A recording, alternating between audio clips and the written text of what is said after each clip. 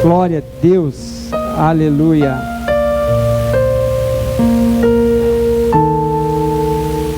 Santo é o nome do Senhor.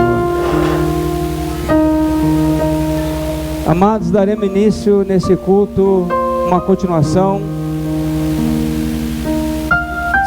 da série Seguindo os Passos de Jesus. Amém? Amados, com todo o amor que há no meu coração, com toda aquela responsabilidade que o Senhor confiou a mim, eu vou fazer um pedido essa noite para cada um de vocês. Preste atenção na palavra. Se detenha somente a ouvir a palavra do Senhor, porque ela é alimento para o seu espírito, alimento para a sua alma. Ela vai gerar crescimento. Quando você começa a conversar com a pessoa do lado ou circular dentro da igreja sem necessidade, você acaba atrapalhando outras pessoas que vieram prestar atenção na palavra de Deus. Então é muito importante, meus amados, nós estarmos atentos, porque a palavra ela gera vida na nossa vida. E muitas vezes nós se dispersamos, desviamos a nossa atenção e deixamos de aprender aquilo que o Senhor reservou essa noite para cada um. Amém? E esta noite nós vamos fazer uma viagem de volta no passado. Nós vamos fazer uma viagem aonde nós vamos aprender sobre o início do ministério de Jesus. Amém?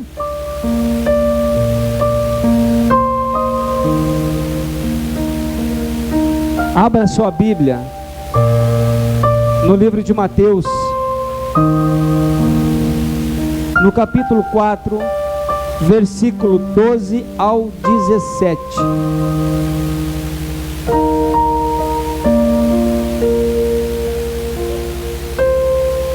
Amém? Todos acharam?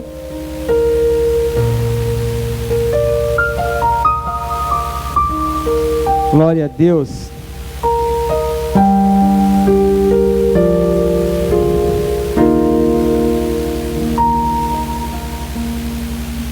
Vocês acharam, o pastor se perdeu aqui, mas achei. Mudou a folha por conta. Isso acontece só quando é ao vivo, né? Glória a Deus. Diz assim, o primeiro versículo: ao ouvir que João tinha sido preso, Jesus voltou para a Galileia. Feche os teus olhos. Se detenha nesse momento, nesse versículo. Se desprenda de tudo aquilo que chama a sua atenção. Se desprenda de tudo aquilo que está lá fora dessa igreja, da sua casa. Se desprenda das coisas que vão atrapalhar você de ouvir do Senhor esta noite. E se concentre. No momento da oração, comece já a liberar espaço no seu coração para o Espírito Santo fazer a obra esta noite. Porque não é o pregador, mas sim o Espírito do Senhor que está nesse lugar esta noite. Senhor Deus e Pai amado e poderoso, Pai, Pai, nesse momento eu esvazie de tudo que é em mim, Senhor, para que eu venha ser cheio do Teu Espírito, Senhor. Que não seja a voz, Pai, desse pregador, pecador, Senhor, mas seja o Teu Espírito através de mim falando com o povo, Senhor, ensinando o verdadeiro Evangelho, Senhor, ensinando aquilo que o Senhor deixou como exemplo para nossas vidas, Senhor. Que essa pregação desta noite, Senhor, que essa palavra venha gerar vida em nós, Pai, que venha gerar, Senhor, crescimento espiritual, Senhor. É isso que eu entrego nesta noite, em nome de Jesus, amém. Glória a Deus.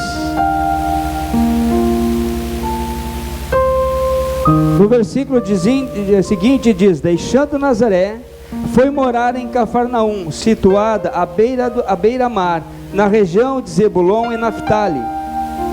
Isso aconteceu para se cumprir o que tinha sido dito por meio do profeta Isaías: terra de Zebulon, terra de Naftali, caminho do mar, além do Jordão, Galileia dos gentios.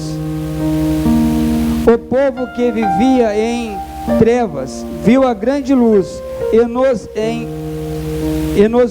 e que viviam na região e sombra da morte, resplandeceu-lhes a luz. Daí em diante, Jesus começou a pregar e a dizer: arrependam-se, porque está próximo o reino dos céus. Amém? É algo grandioso essa palavra que ela veio nos mostrar essa noite, do início do ministério de Jesus.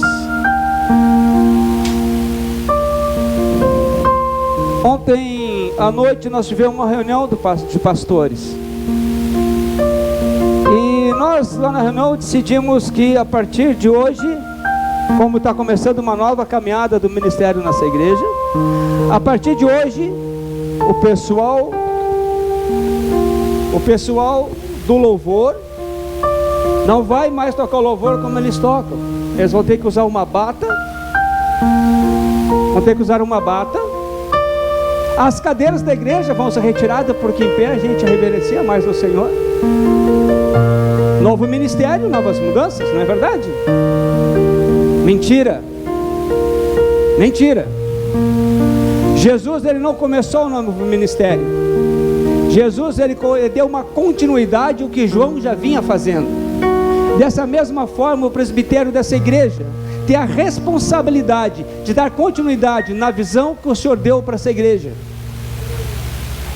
Amém? E isso é muito importante, nós fazermos diferente o que tem sido feito o tempo inteiro no mundo. Eles começaram a criar novos evangelhos, eles começaram a fazer diferente a seu próprio método, sua própria maneira de ensino, suas próprias doutrinas. Esqueceram da essência do evangelho, esqueceram da importância de dar uma continuidade naquilo que Jesus já vinha fazendo. E por isso a importância de nós seguirmos os passos de Jesus, para nós resgatar o evangelho que foi iniciado lá nos primórdios dos tempos, com Jesus, com João Batista, seguindo por Jesus.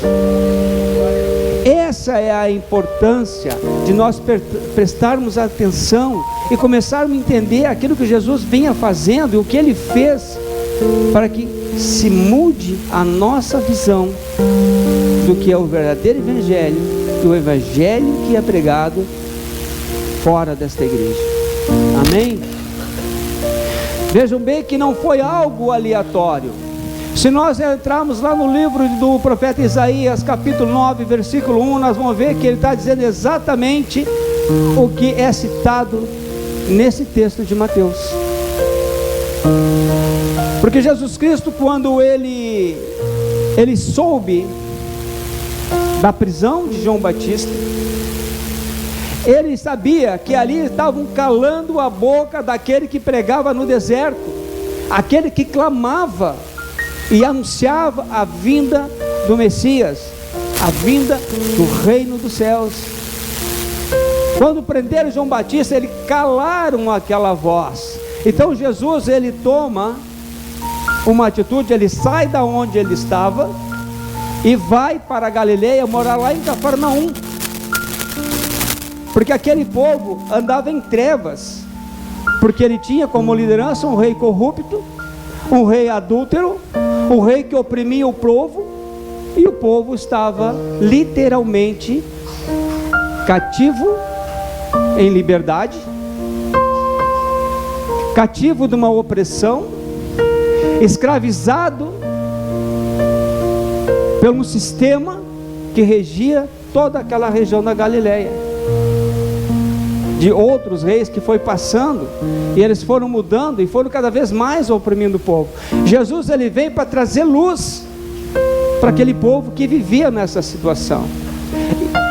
A luz era o próprio Jesus, na sua essência da palavra. Ele veio para que houvesse transformação. Amém? Vocês estão prestando atenção? No final do culto eu tenho uma folhinha preparada com as respostas da pregação. Aí eu vou ficar sabendo quem foi que realmente prestou atenção. Ó, solinha dura, hein? A palavra de Deus é algo que eu levo muito a sério, porque ela gerou crescimento na minha vida e vai gerar na sua também. Amém? Jesus, ele sai e ele vai para a Galileia, e ele não dá um início, um novo evangelho, ele não toma um novo partido e começa a ter uma nova atitude. Jesus Cristo, ele faz o que ele veio fazer, dar uma continuidade no que João havia iniciado, porque João, quando Deus manda João, quando os anjos avisam que João vai nascer, ele veio para preparar a vinda de Jesus Cristo. E assim ele fez até o dia da sua prisão, o dia da sua morte. Ele anunciou o evangelho verdadeiro, ele anunciou a vinda do Messias, foi um cumprimento das profecias do profeta Isaías. Então Jesus, ele se torna a luz e a esperança para aquele povo oprimido. Vocês estão entendendo? O que é viver numa opressão de um sistema? O que é não saber o que é realidade, o que é, como dizem hoje, fake news, né? E viver do evangelho dito por um e por outro, de um por outro, eu acho isso, eu acho aquilo, tem que ser dessa forma, tem que ser dessa forma. Jesus, ele veio e mudou tudo isso. Homem simples, palavra simples, palavra objetiva, que transformou nações naqueles dias. Trouxe luz a um povo que vivia em trevas. Amém?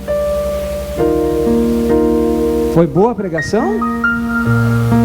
Mesmo? E o que o mundo fez? O que o mundo fez? Implodiu o evangelho. Se levanta de novo um sistema opressor. Se levanta de novo um sistema de reis perseguindo os cristãos. Se levanta de novo pessoas tentando desvirtuar o que o evangelho representava. E novamente o povo, por falta de conhecimento, novamente o povo, por falta de buscar a verdadeira palavra, se tornou escravo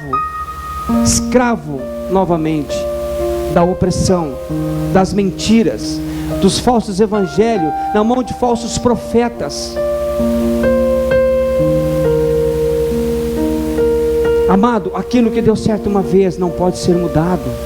Aquilo que foi anunciado no céu, na terra, não pode ser mudado. O evangelho do Senhor não pode ser mudado, não pode ser mascarado para aliviar ou massagear o ego de pessoas. O evangelho tem que ser pregado na sua íntegra, para que realmente aquilo que Jesus fez seja luz que vai acabar com as trevas que vivem a nossa vida. Vocês estão entendendo?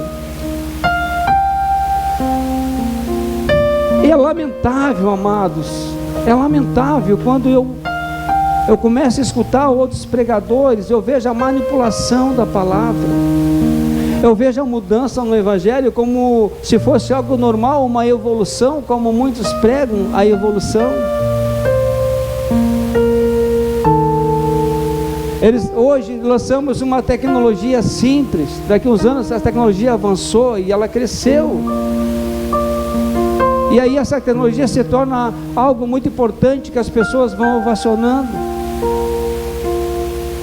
e tento fazer da mesma forma com o evangelho. Os tempos mudaram, os tempos são outros, agora é uma nova cultura, agora tem que ser dessa forma, porque aquilo que foi feito lá no passado era para aquele povo, não serve mais para nós. Mentira, mentira, falsos profetas, enganadores, mercenários da palavra de Deus. Jesus, ele mostra um exemplo de continuidade no evangelho, e o que foi pregado no tempo de Jesus tem que ser pregado hoje de novo, da mesma forma, porque a palavra de Deus é imutável, nenhuma vírgula se tira e nem se acrescenta na palavra de Deus. A Bíblia, ela tem que ser pregada como ela é, o verdadeiro testamento de Jesus Cristo. Se assim não for, amado, nós estamos vivendo novamente no engano.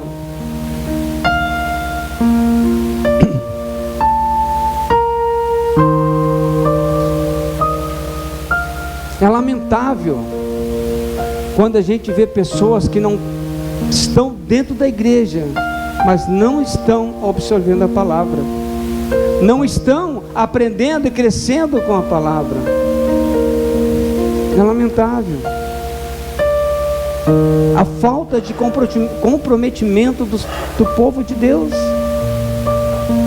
Cada vez que você lança um programa na igreja, pessoas fogem, correm, sabe, se desvirtuam, parece que não querem que gere crescimento.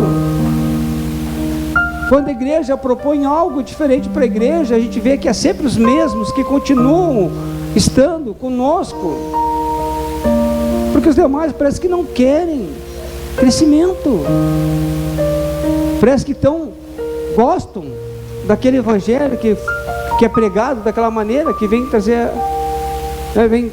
sufocamento, opressão na nossa vida. Amados, Jesus, ele dá o exemplo. Ele dá um exemplo dentro do evangelho. Ele é o próprio exemplo. Se nós somos uma igreja onde nós estamos trabalhando com discipulado, o mínimo que se espera é que sejamos verdadeiramente discípulos de Jesus. É um processo difícil, é um processo doloroso, mas é necessário, amados.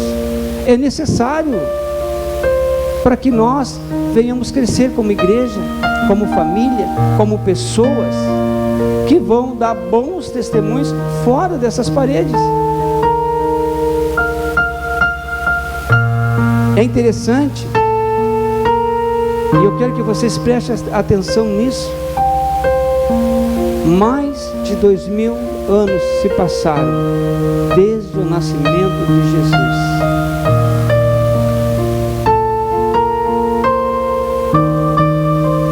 E o Evangelho continua salvando vidas. O nome de Jesus não foi apagado da história, porque ele não foi criado por homens. Um exemplo: se hoje eu posso me tornar um dos maiores pregadores desse país, mas quando eu morrer 2, 3 gerações seguintes, ninguém mais vai saber quem eu sou. O mundo vai se esquecer de mim, e gerações futuras nem lembrarão do meu nome. Jesus Cristo morreu, ressuscitou. Ele foi lembrado desde o momento, é lembrado hoje e será lembrado até o dia da volta dele, porque ele é um plano de Deus, um plano do céu, do reino para as nossas vidas. E aquilo que Deus faz, o homem não consegue apagar. Aquilo que Deus lança na nossa vida, o homem não consegue apagar. O propósito que Deus tem na sua vida, ninguém vai tirar, a não ser você mesmo, que não quer buscar o crescimento, a não ser você mesmo, que não quer caminhar com esse Deus, dentro dessa palavra de Jesus. Você é o seu próprio inimigo, quando você não aceita o Evangelho como ele é, e não permite que o Evangelho gere crescimento na sua vida. E tantas pessoas culpam a Deus, Deus porque isso, Deus porque aquilo, Deus porque que tu não me deu. E você é o único responsável por trancar as bênçãos da sua vida, na sua vida. Quem mais na história passou por isso? Quando Deus se pronuncia um homem chamado Abraão, Deus ele dá a ordem a Abraão: Abraão, saia da tua parentela e vá para a terra que eu te mostrarei. Abraão faz. Então Deus promete um filho para Abraão, que será uma grande nação. Passou-se o tempo e esse filho não chegou. A esposa de Abraão então começa a botar pressão em Abraão, e botar a pressão em Abraão, pegaram para que tomasse a sua serva e com ela se deitasse com ela, para que se fosse gerado um filho, para que se cumprisse a descendência de Deus, a descendência de Abraão, conforme Deus havia escrito.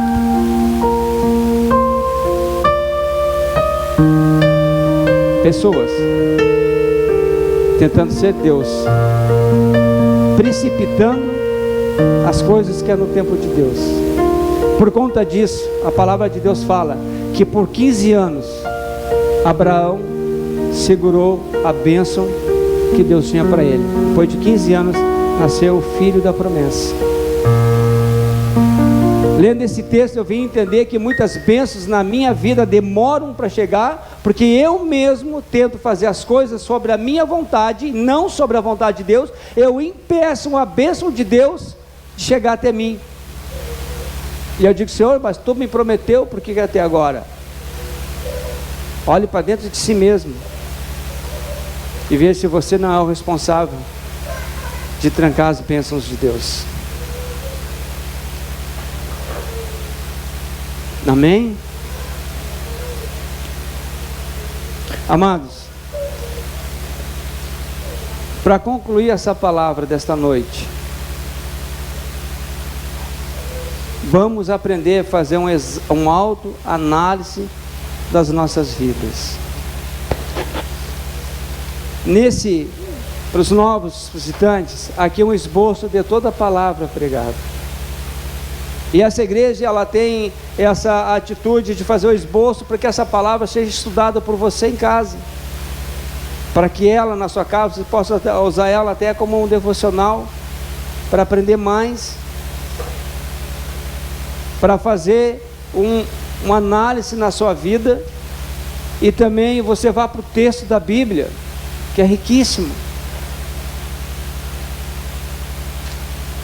Amém? E os nossos membros da igreja também usem, leiam, sigam os passos que Jesus tem deixado para nós.